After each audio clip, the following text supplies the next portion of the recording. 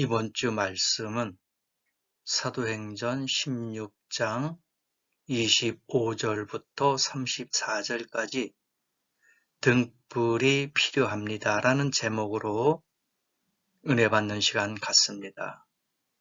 이 말씀으로 이 한 주간도 은혜스럽고 복된 삶이 되시기를 예수님의 이름으로 축복합니다. 사도행전 16장 25절부터 34절 등불이 필요합니다 라는 제목으로 말씀 나눕니다. 오늘 교회에서 훌륭한 강사 목사님을 모시고 부흥회를 개최했습니다.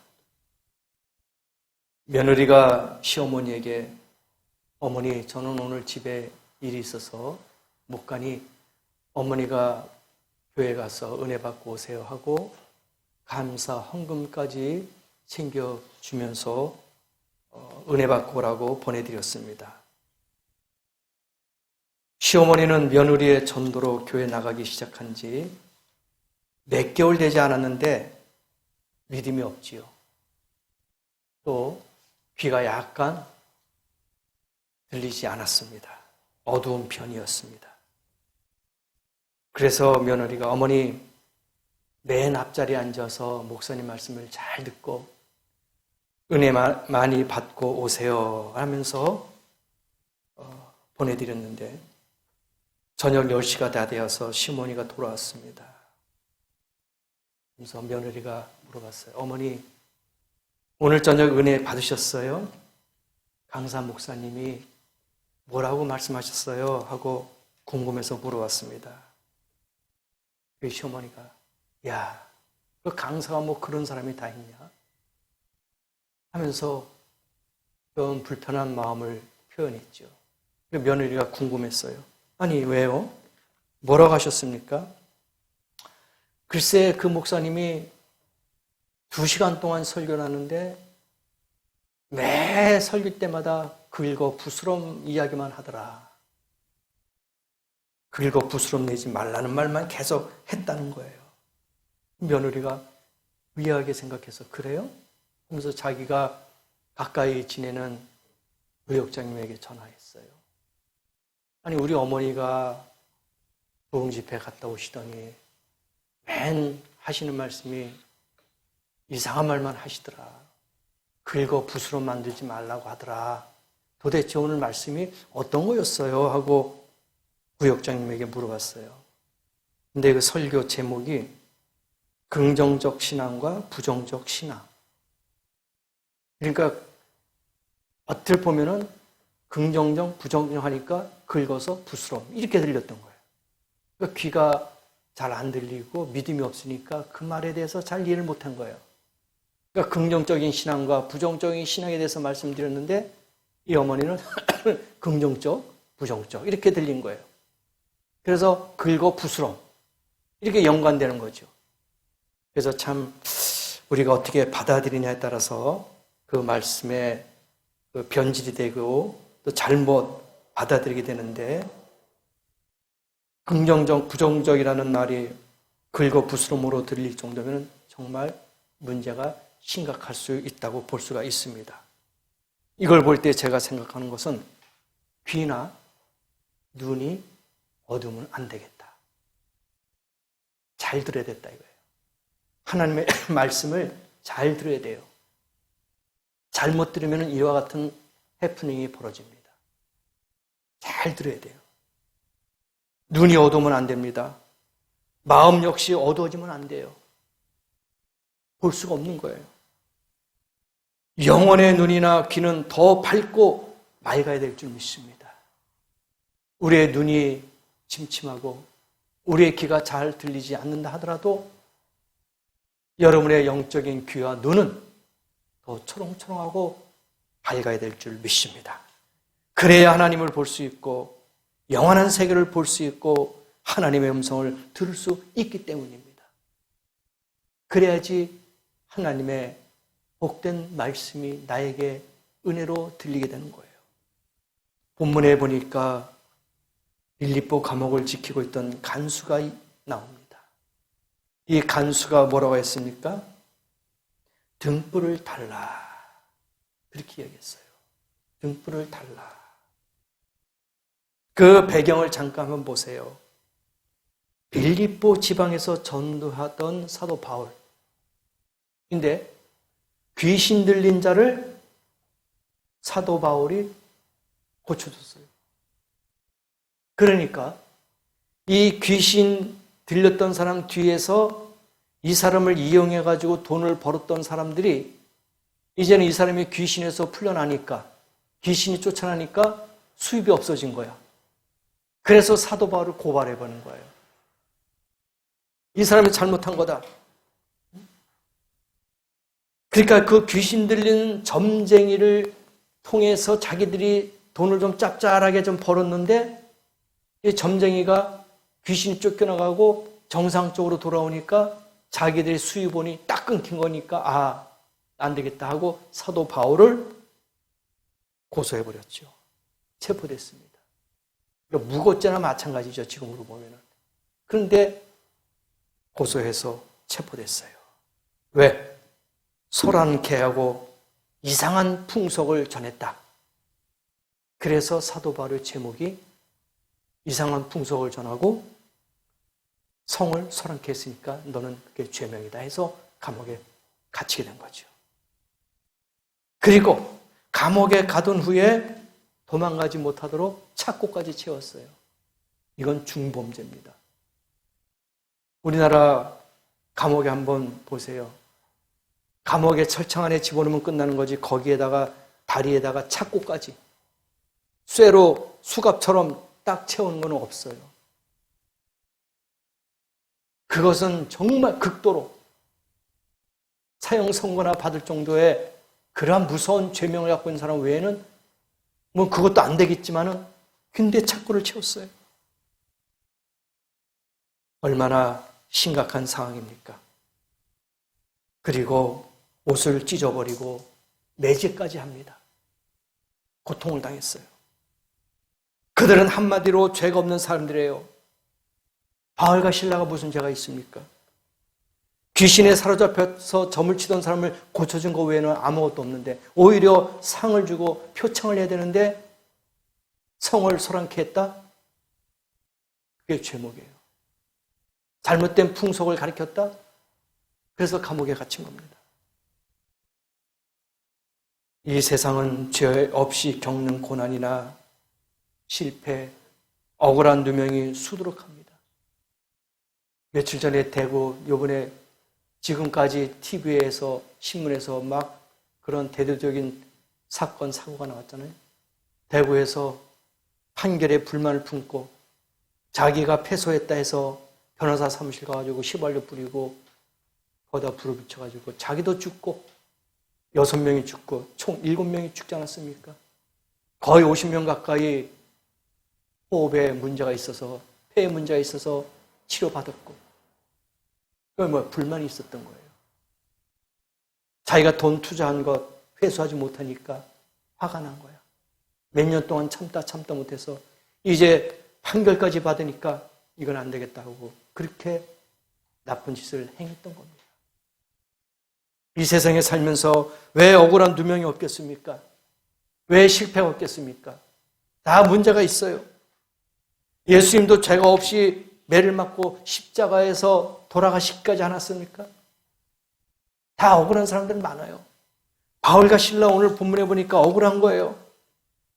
너무나도 억울한 겁니다.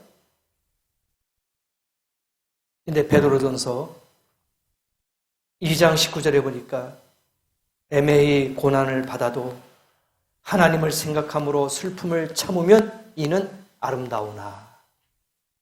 예수님을 생각해서 참으면 아름답대요. 그 고난이, 그 슬픔이 참으면 아름다운 것이 되더라 이겁니다.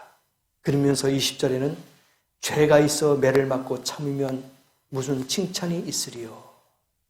그러니까 죄가 있어서 매를 맞는다? 그건 당연한 보응이에요. 죄값을 치르는 거예요. 거기에 무슨 칭찬이 있습니까? 칭찬은 없다는 얘기예요. 그러나 억울하게 매를 맞고 억울하게 누명을 씌우고 애매한 가운데서 슬픔을 갖고 있고 고난을 받으면은 참아라. 그게 아름다운 것이다. 그렇게 예수님께서 알려주셨던 거예요. 우리가 애매하게 고난을 당하고 억울한 일을 당할 수 있어요. 이건 아닌데 정상적인 일반적인 상식으로 도저히 이해할 수 없는 건데도 그럴 때가 있어요. 그러나 그것을 참는 자에게는 하나님이 아름답다 그렇게 이야기한 거예요. 그것은 아름답다. 그러나 죄가 없다면 하나님이 그것을 아시기 때문에 낙심하거나 절망할 필요가 없다 이겁니다. 하나님이 아신다 이거예요. 하나님이 이해하신다 이겁니다. 하나님이 책임져 주시고 하나님이 보상해 주신다 이겁니다. 근데 본문에 보니까요, 주목할 것은 그들이 밤중에 기도하고 찬송했다는 거예요. 억울한데, 그렇죠? 매를 맞았어요. 몸이 만신창이가 됐어요. 그런데 거기에 찬송을 했다는 거예요. 감사를 했다는 겁니다. 그것도 밤 시간에. 얼마나 피곤하겠습니까? 얼마나 몸이 지쳤겠어요? 그냥 누워서 잠을 청할 수밖에 없었던 그런 환경인데도 그러나 그들은 참고 오히려 감사하고 기도했다고 해요. 26절에 뭐라고 나옵니까? 호련히 큰 지진이 나서 옥토가 움직이고 문이 곧 다 열리며 모든 사람의 매인 것이 다 벗어진지라. 이게 누가 와서 열쇠로 열어준 게 아니잖아요. 이것은 하나님의 은혜와 사랑과 기적으로 그들의 매여 있는 모든 것들이 풀린 거예요. 얼마나 큰 은혜입니까? 이에 호련히 그렇게 하잖아요. 이해라는 게 뭡니까? 기도와 찬송을 했더니 그거예요. 이에 호련히, 그러니까 찬송하고 기도했더니 이런 결과가 나오더라. 접속사 연결되는 거예요. 기도와 찬송을 했더니 이에, 그러니까 곧 바로 후에 이렇게 나오는 거 아니에요. 그러니까 기도와 찬송하고 난 다음에 기적이 나타났어요. 환경이 변화가 됐단 말입니다. 여러분에게도 이런 기도와 찬송이 있어야 될 줄 믿습니다. 그럴 때 기적이 나타나요. 변화가 생긴단 말입니다. 하나님이 행하시는 초월적인 기적과 능력을 체험하는 최상의 비결은 기도하고 찬송하는 것입니다. 이게 최상의 초월적인 기적을 만들어내는 거예요. 기도하고 찬송하면 땅이 움직이고 사람의 마음도 움직여질 줄 믿습니다. 닫힌 마음이 열려요. 착고가 풀렸지 않았습니까? 옥문이 열리지 않았습니까? 무슨 뜻이에요? 기도와 찬송으로는 막혀있는 것, 닫혀있는 것이 열린다 이거예요. 여러분의 기도 제목 닫히고 아직 열쇠로 채워져 있는 것이 있다면, 자물쇠로 채워진 것이 있다면 이 아침에 기도와 찬송으로 그 닫힌 문이 열려야 될 줄 믿습니다. 여러분의 심령, 여러분의 가정, 여러분의 개인 사업, 여러분이 하고자 하는 모든 것들 열릴 줄 믿습니다. 사도 오늘 바울과 실라가 그런 기적을 체험했잖아요. 그들이 했는데 왜 우리는 못합니까? 같은 주님이신데, 같은 예수님이신데 왜 못해주냐 이거예요. 할 수 있습니다. 열리는 기적이 나타날 줄 믿습니다.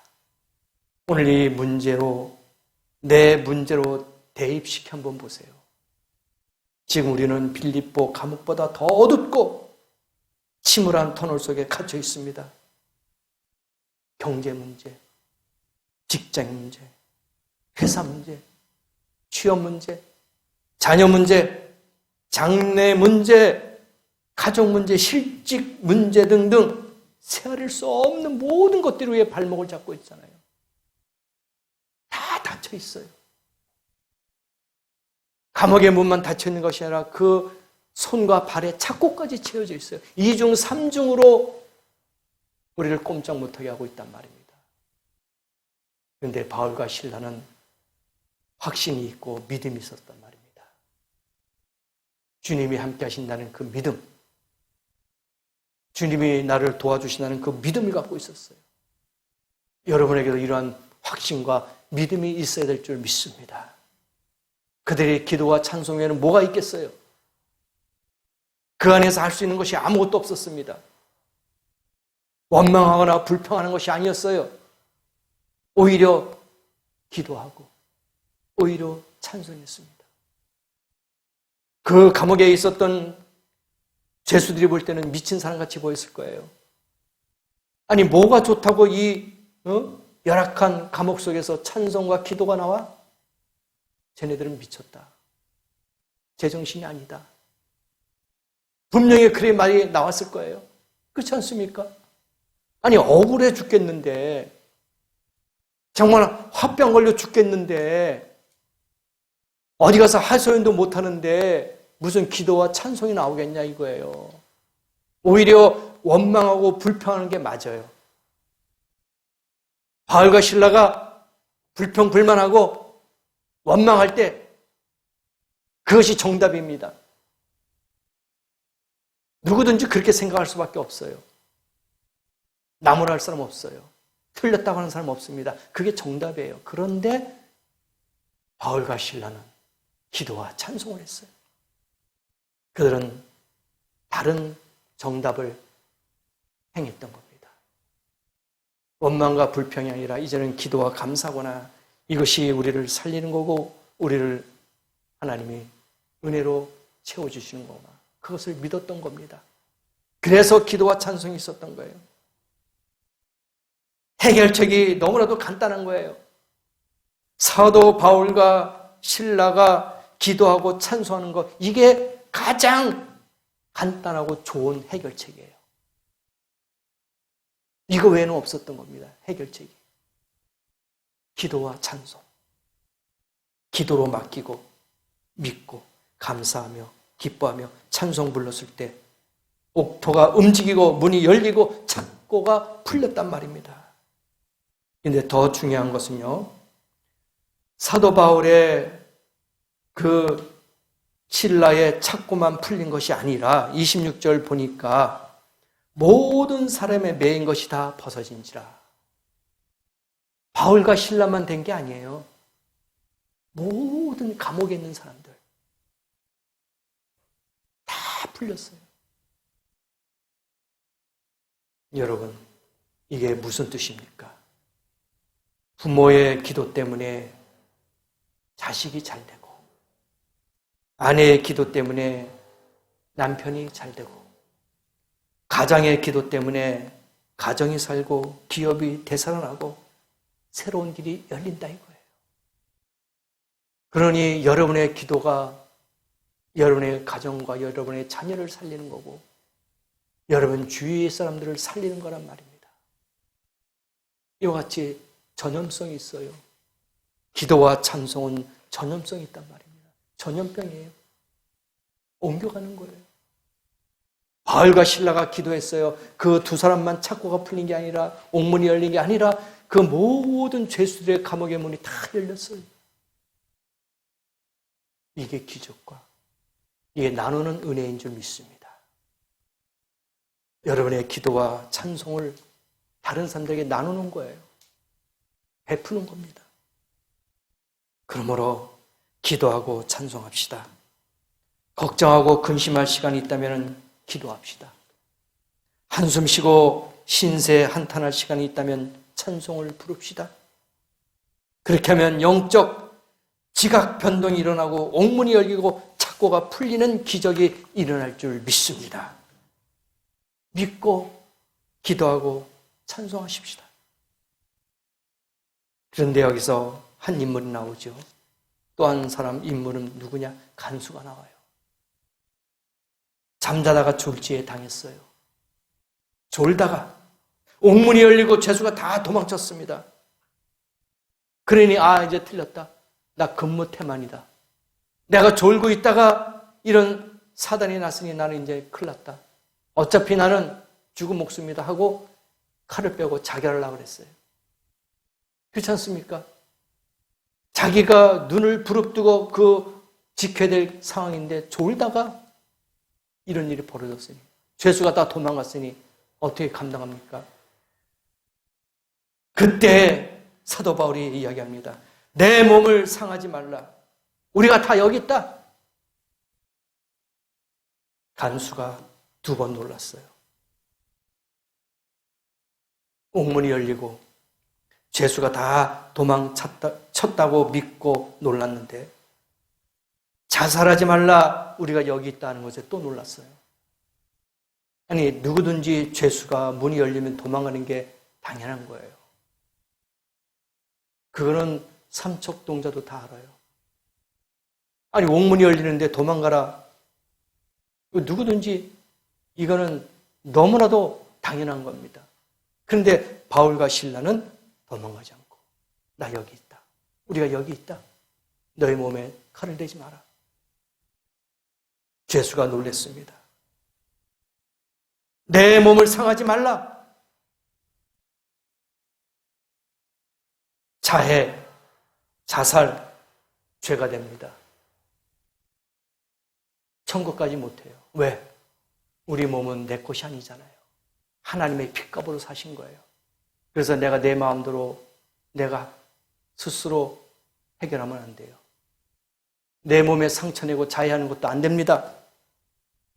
내 몸, 내 생명 다 하나님의 것이기 때문에 우리가 주님의 것으로 보존해야지, 내 몸을 상하게 하면 죄가 된단 말입니다. 29절 보세요.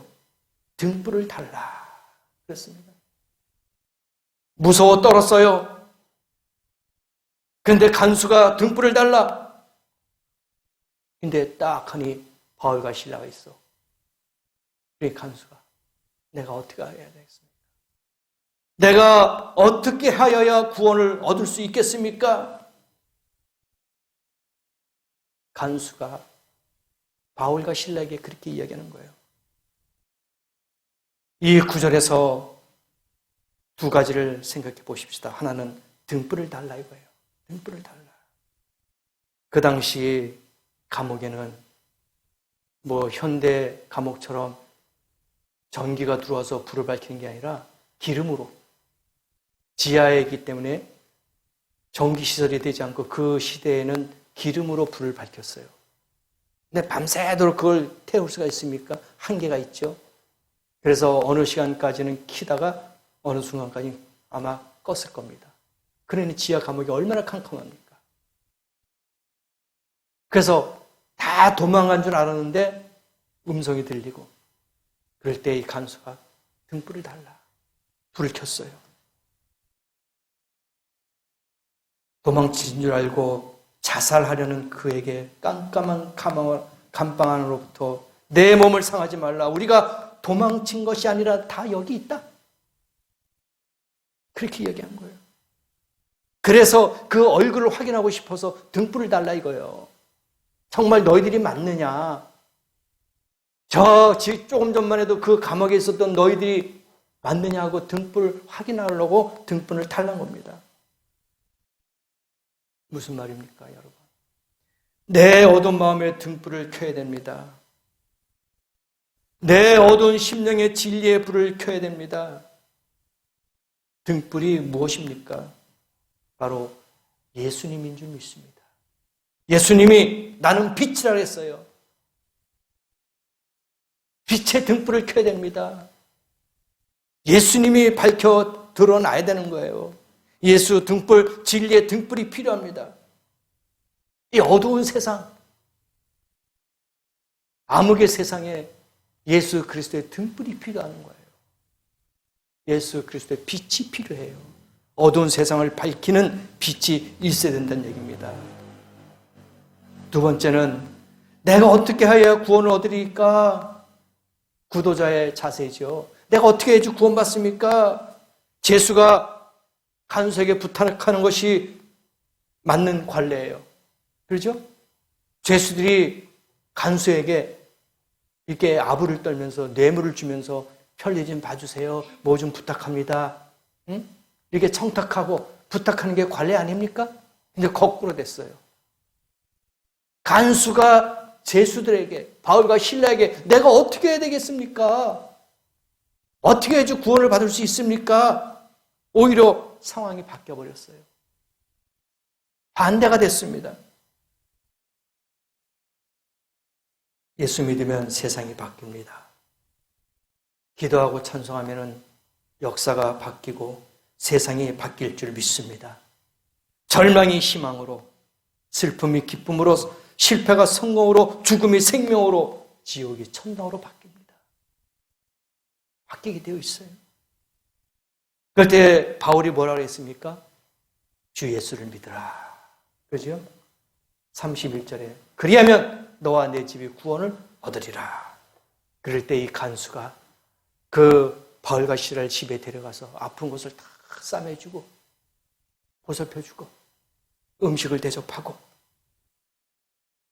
구원을 받았다. 그렇게 나와 있잖아요. 구원을 받았다. 주 예수를 믿으라. 그리하면 너와 내 집에 구원을 얻으리라. 그렇게 전한 거예요. 그 말씀을 그 집안에 있는 모든 사람들에게 증거한 겁니다. 34절은 뭐라고 나옵니까? 저와 온 집이 하나님을 믿었으므로 크게 기뻐하니라. 죄수가, 죄인이 간수의 식구들, 가족들을 구원시켰습니다.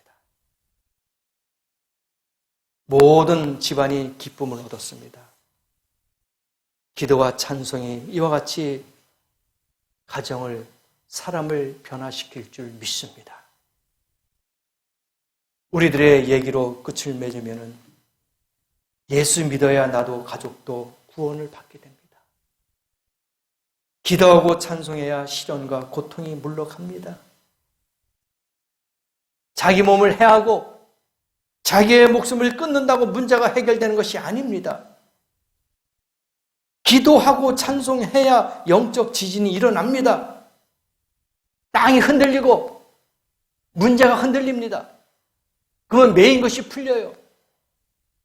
가로막혀 있는 것이 무너집니다. 열리는 기적이 나타나요. 기도하고 찬송해야 문이 열린단 말입니다. 족쇄가 풀리고 수갑이 풀리고 매여있는 모든 것이 다 풀립니다. 우리는 이 시간 불가능을 가능케 하시는 주님을 바라보십시다. 영원한 등불이신 예수를 바라보고 의지하십시다. 그렇게 한다면 분명 오늘 이 아침에 여러분의 발에, 손에 착고가 채워있던 것들이 풀릴 줄 믿습니다. 이적과 기적이 나타날 줄 믿습니다.